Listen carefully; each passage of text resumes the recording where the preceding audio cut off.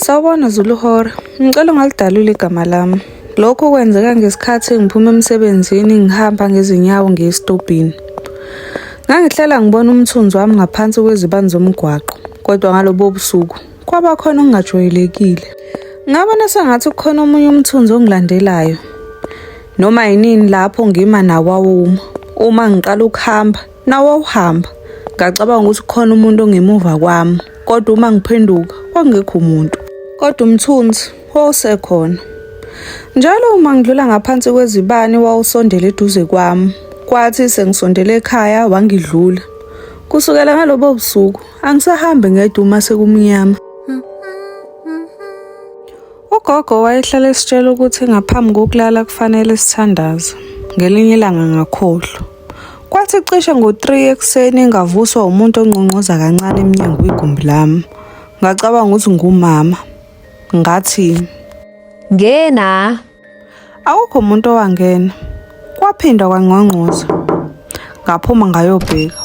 Bonke abantu ekhaya babelele. Ngabuyela egumbini lami.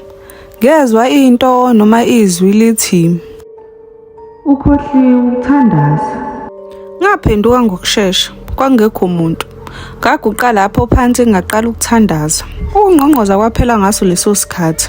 Angikaze ngiphinde ngikhohlwe umthandazo wami wasebusuku.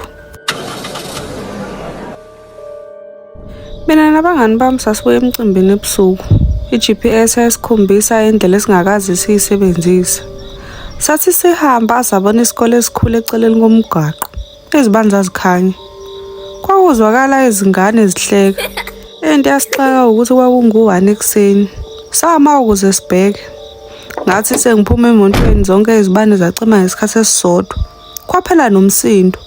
Kwase kuthula du. Sangena ngesango lesikole. Kwakungekho zakhiwo.